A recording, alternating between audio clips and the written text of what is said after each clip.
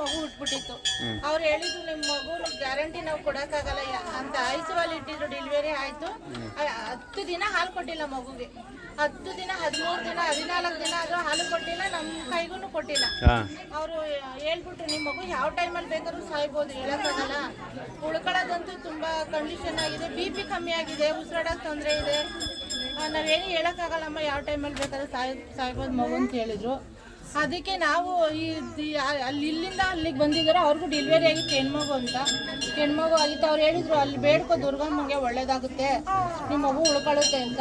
ನಾವು ಬೇಡ್ಕೊಂಡು ಇಲ್ಲಿ ಬಂದು ಅಡಿಕೆ ಕೊಡ್ತೀವಿ, ಮೊಡ್ಲಕ್ಕೆಲ್ಲ ಕೊಟ್ಕೊಂಡು ಪೂಜೆ ಮಾಡಿಸ್ಕೊಂಡು ಹೋಗ್ತೀವಿ ಅಂತ ಬೇಡ್ಕೊಂಡು ಮಾರನೇ ಬೆಳಗ್ಗೆಗೆ ಅವ್ನು ಹಾಲು ಕುಡ್ದವನೆ. ಆಕ್ಸಿಜನ್ ಎಲ್ಲ ತೆಗೆದ್ರು.